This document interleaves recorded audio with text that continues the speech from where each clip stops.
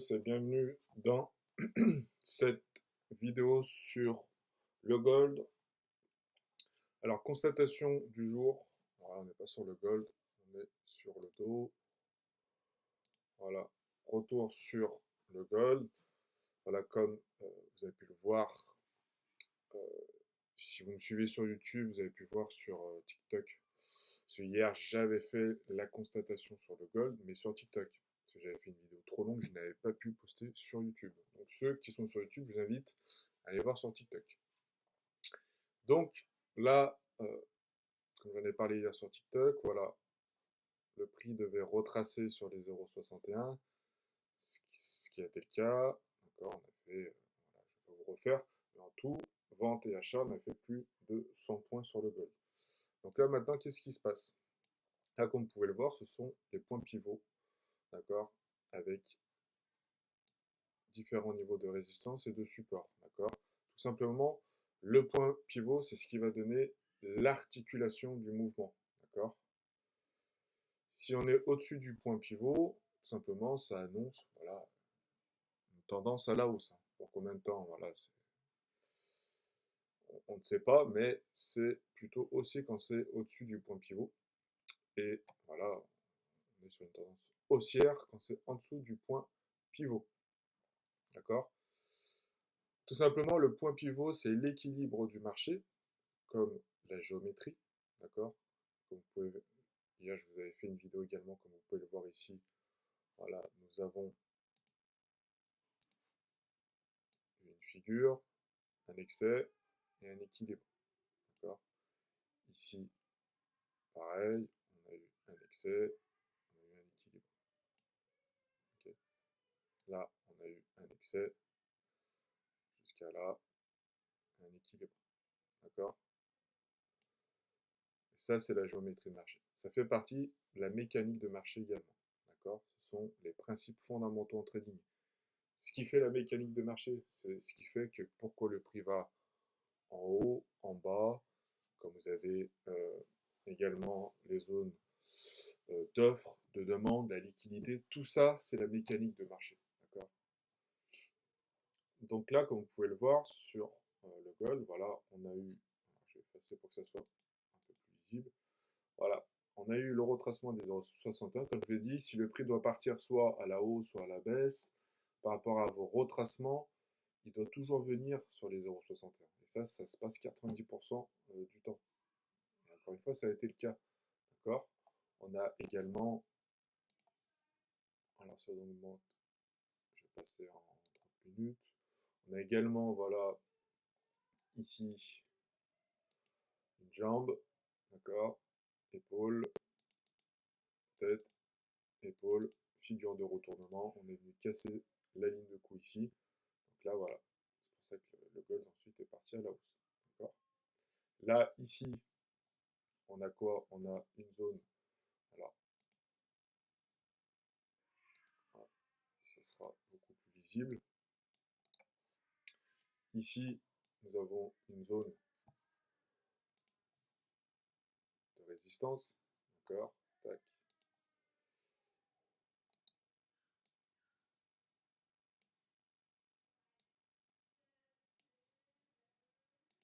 Nous avons une zone de résistance. Là, comme tu peux voir, déjà, le prix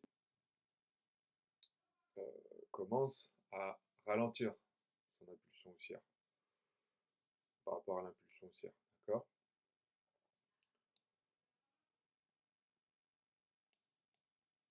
Ici, nous avons, voilà,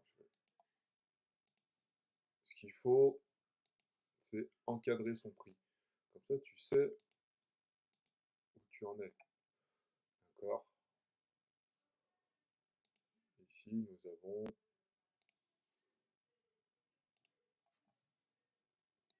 une zone, d'accord, de support. Donc là, nous avons plusieurs possibilités et qui, tout simplement, par rapport à l'action du prix. D'accord? La figure de retournement, W, d'accord, c'est une figure haussière. Mais là, comme tu peux le voir, le prix commence à ralentir. Donc là, on est toujours baissier.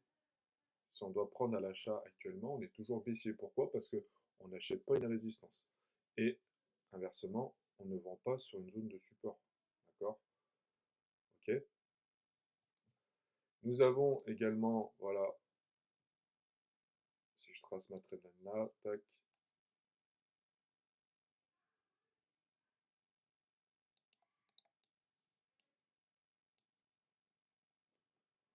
Voilà, tac.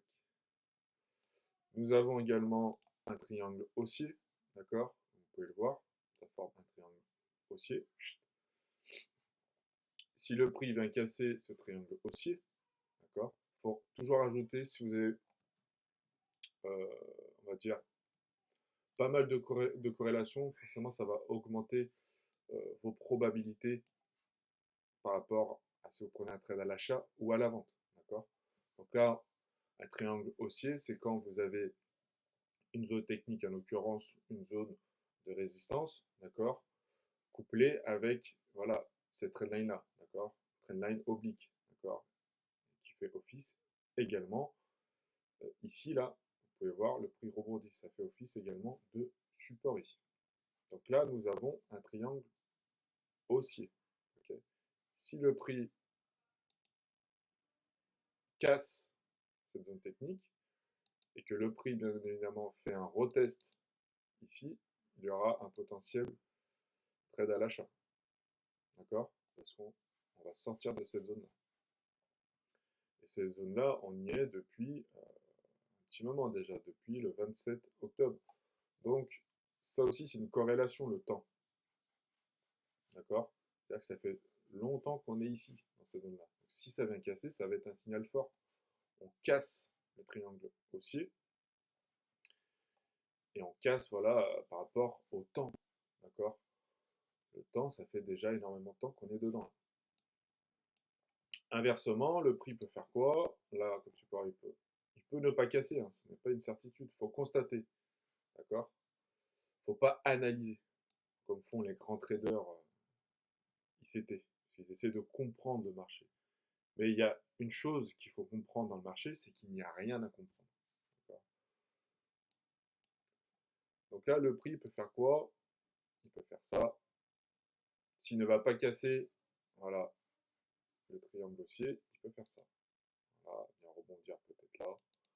Voilà, retracer, casser cette trendline, revenir retester cette trendline, arriver ici, sur cette zone de support, d'accord? Donc forcément, sur le dernier mouvement, sur le retracement de Fibo, il passe en dessous des 0,61, des 0,78. Ça aussi, c'est un signal fort, d'accord?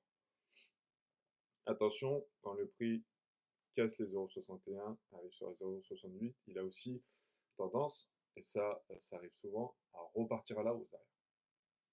Ok? Donc là, ce qu'il peut faire, c'est que voilà, il va casser. Je vais agrandir.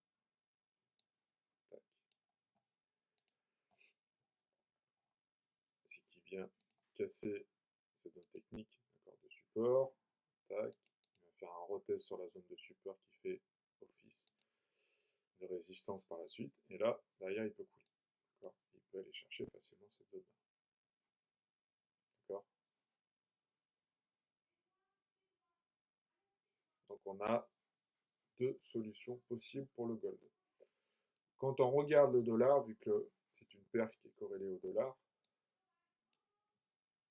là, le dollar, voilà, cette nuit a eu une baisse, d'accord? On a eu cette baisse-là. Ça a été, je pense, une correction. Et là, comme tu peux voir, on a une très belle bougie, d'accord? Donc si le dollar vient casser cette zone, d'accord, de résistance, et que le dollar, toujours quand le prix casse une zone, faut que le prix revienne faire un retest, d'accord, pour valider. Et là, ensuite, on prend un trade. Là, on ne va pas prendre trade sur le dollar, c'est un exemple.